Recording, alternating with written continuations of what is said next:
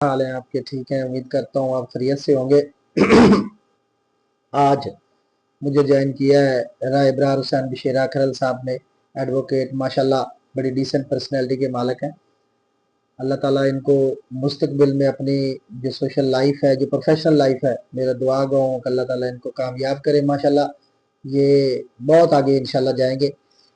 तो last video पे हम सेक्शन 12 और 12(2) को जो है वो डिस्कस कर रहे थे।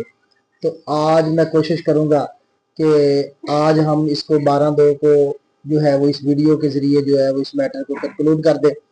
हमने किन किन ग्राउंड्स पे 12(2) की एप्लीकेशन फाइल होनी है उस बाबत भी मैं अर्ज़ कर चुका हूँ। कहाँ पे होनी है ये भी अर्ज़ कर चुका हूँ। कौन कर सकता है ये भी अर्ज़ कर चुका हूँ। अगर आप मेरे पार्ट 1-2 को मिला के सुनेंगे तो इंशाल्लाह ये सारा मामला जो ये लीगल प्रपोजिशन है सेक्शन 12(1) और 12(2) ये आपको बिल्कुल जो है वो क्लियर हो जाएगी। अब देखने वाली बात यह है कि मैंने लास्ट वीडियो में अर्ज़ किया था कि जो बंदा पार्टी ऑफ सूट है उसके पास तीनों ही रेमडीज हैं।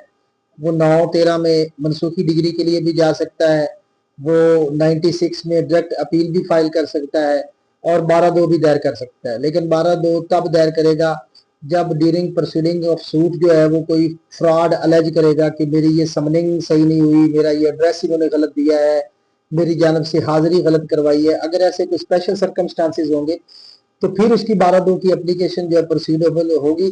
अदरवाइज उसके पास जो प्रॉपर रेमेडीज हैं वो अंडर 9 रूल 13 की और सेक्शन 96 की जो है बाज़ाब्ता रेगुलर अपील है। और वो इन दोनों में ज्यादातर जो है वो केस लाज है कि इसको एजिटेट कर सकता है। तो इसमें जो मामला है कि 12(2) की एप्लीकेशन जो है वो कब दायर होगी और कहाँ दायर होगी, ये दो चीजें जो है वो डिटरमिन करने वाली, एक्सप्लेन करने वाली रह गई थी। तो 12(2) की एप्लीकेशन अगर तो कोई बंदे पार्टी ऑफ सूट है और पार्टी ऑफ सूट है और उसको सारी प्रोसीडिंग का इलम है, क्योंकि ये बेसिकली 12(2) सिर्फ जो है वो डिग्री को डील नहीं करता।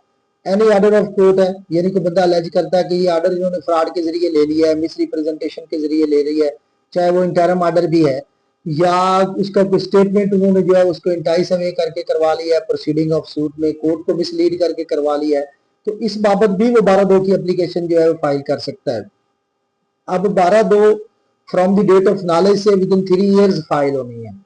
अब चूंकि बाजुकात मुद्दा हम क्या करते हैं कि जी वो 9-13 का केस उनका अगर ज्यादा म्याद हो गया या म्याद गुजर गई या उनकी अपील की म्याद गुजर गई तो उसको म्याद बढ़ाने के लिए उसको कोशिश करते हैं कि 12(2) में कन्वर्ट करें ताकि जी उसकी लिमिटेशन जो है वो 3 ईयर्स है। लेकिन कानून इस बाबत कहता है कि ये ऐसे स्पेशल सर्कमस्टांसेस बयान करने होंगे कि क्यों इसने 9-13 की एप्लीकेशन फाइल नहीं की और क्यों इसने अपील दायर करने की बजाय जो है वो 12(2) की एप्लीकेशन जो है वो फाइल कर दी है। From the date of knowledge से आर्टिकल 181 इसको डील करता है। उसके बाद from the date of knowledge से विद इन 3 ईयर्स आना है। लेकिन ये बेसिक ड्यूटी एप्लीकांट की होगी कि वो ये साबित करे कि ये जुमला प्रोसीडिंग जो मेरे नॉलेज में नहीं थी। और स्पेशली थोड़ी सी रिलैक्सेशन कोर्ट्स ने हमेशा इस्तेमाल की है कि जो पार्टी ऑफ सूट लोग नहीं थे, जिनका अवेयरनेस नहीं थी, जिनका बतौर मुदई या मुद्दल है जो है वो फ्रीक मुकदमा नहीं थे, तो उनका जो है वो date of knowledge from the date of grievance से या ये मुतासर हुआ हूँ, मुझे ये एक्ट इन्होंने किया है तो मुझे उसकी ग्रीवियंस जो हुई है, तो लाइटली वो जो है वो एट एनी स्टेज जब आते हैं तो उनका जो नॉलेज, फर्स्ट नॉलेज है वो एस्टेब्लिश करना आसान हो जाता है। लेकिन पार्टी ऑफ सूट के लिए इस अमर को जो है वो साबित करना थोड़ा सा जो है वो मुश्किल हो जाता है। अब अगर फर्ज करें कि सिविल कोर्ट है, सिविल कोर्ट ने एक डिग्री सादर कर दी है, उसके बाद मामला चला गया हाई को डिस्ट्रिक्ट जज साहब के पास।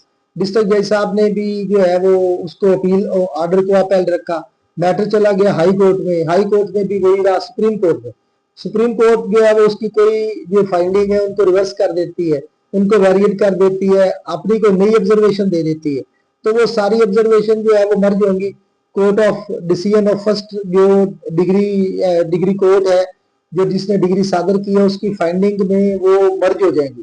तो उसकी जो एप्लीकेशन है वो फाइल होगी वहां पे ही जिस अदालत ने पहली डिग्री जो है वो सादर की है। लेकिन फर्ज करें कि अगर नीचे से दावा खारिज हो जाता है और मामला चलते चलते चलते हाई कोर्ट चला जाता है और हाई कोर्ट उसमें जो है वो दे देती है, तो डिग्री वो सादर करवा लेते हैं, तो फिर उसका जो डेट ऑफ जो place of filing of application है वो होगी जिसमें डिग्री सादर की। यानी नीचे से तो वो खारिज हुआ था, अब नीचे तो कोई डिग्री सादर नहीं की गई, तो नीचे तो उसकी कोई 12(2) की एप्लीकेशन जो है वो फाइल नहीं होगी, वो आगे से ट्रांसफर हो सकती है, ऐसे तो मामला जो है वो आ सकते हैं। तो इन ये सारी सूरत हाल थी। अब जो मैं पहले भी अर्ज कर चुका हूं कि जो 12(2) की मेन इंग्रेडिएंट्स है फ्रॉड की या मिस रिप्रेजेंटेशन की, वो ये स्टैब्लिश करना जरूरी है कि ये फ्रॉड या मिस रिप्रेजेंटेशन बिफोर कोर्ट की गई है, कोर्ट के साथ ये चीट किया गया है। अब कई मामला बाहर होते हैं, बंदे अलग कर लेते हैं कि नहीं जी हमारा ये मामला चल रहे थे, इन्होंने हमें कहा था कि हम ये पिटीशन वापस ले लेंगे, ये दावा वापस ले लेंगे, लेकिन इन्होंने हमारे साथ फ्रॉड किया है और इस मैटर को जो है वो कंटिन्यू रखा है। तो इसके ये जो केस है वो 12(2) के स्कोप में नहीं आता। वो अगर कोई उनका एक्ट जो है वो उनको डिफीट करता है, उनके राइट्स को सबूतार कर दिया, उनका कोई राइट इन्फ्रिंज होता है, तो वो इंडिपेंडेंट उनके खिलाफ प्रोसीड कर सकते हैं। तो बाहर किसके की बाहर आउट ऑफ कोर्ट किसी किए गए इकदाम को जो है वो कोर्ट जो है वो as a fraud before proceeding of court या misrepresentation before proceeding of court जो है वो कंसीडर नहीं करेगी। इसके लिए जब भी आप प्लीड करें केस को 12(2) को, तो इसमें जो आपकी प्लीडिंग है वो बहुत वाजे होनी चाहिए। उसमें factum of fraud, detail of fraud या detail of misrepresentation, factum of misrepresentation जो है और कैसे ये फ्रॉड किया गया है, इन सारी चीजों को जो है वो उसमें मेंशन करना चाहिए। आपकी उससे ग्रीवियंस क्या है ये भी उसकी प्लीडिंग में मेंशन करना चाहिए, ताकि कोर्ट आपकी प्लीडिंग से ये ऑब्जर्व कर सके कि क्या इसमें मामला जो है रिक्वायर्ड ऑफ एविडेंस का है, और कोर्ट उसमें इशू फ्रेम करे ताकि आप जो है वो अपने मौकफ को प्रॉपरली जो है वो उसमें साबित कर सके। इसके बाद कोर्ट को तो इख्तियार है कि अगर वो समझे कि फ्रॉम द फेस ये जो डिग्री है ये मुताबिक कानून दुरुस्त नहीं है, विदाउट रिस्ट्रिक्शन जो है वो सादर की गई है, या ऐसा कोई मामला आ जाए, तो उसमें कोर्ट को इशू फ्रेम करने की भी जरूरत नहीं है। कोर्ट स्ट्रेट वे भी उस डिग्री को जो है वो सेटिसाइड कर सकती है, सेट फरमा सकती है।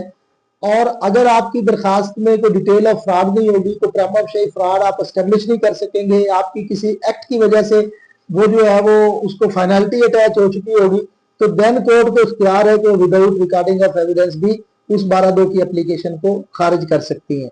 तो इसके लिए प्लीडिंग करते वक्त इन सारी चीजों को मद्देनजर रखना उनको, क्योंकि ये मुसलमा कानून है कि फर्स्ट अलेज देन प्रूव्ड। अगर आप एक चीज को अलेज नहीं करेंगे तो उसके बियॉन्ड आप एविडेंस नहीं दे सकते। अगर आपने एक चीज को अलेज कर दिया और उसमें एविडेंस नहीं दी, तो आपका वो फैक्ट मैच अलेज रह जाएगा, वो प्रूव्ड के जुमरा में नहीं आएगा, क्योंकि वो आपने एविडेंस में उसको प्रूव नहीं किया। तो ये सारी मेरी गुजारिशात थी। तो नेक्स्ट अगर कोई नया क्वेश्चन किसी दोस्त की जानब से आया या कोई और कोई डिस्कशन की जरूरत हुई, तो मजीद इस पे हम अपनी वीडियो बनाएंगे। आपकी समातों का बहुत शुक्रिया। अस्सलाम वालेकुम।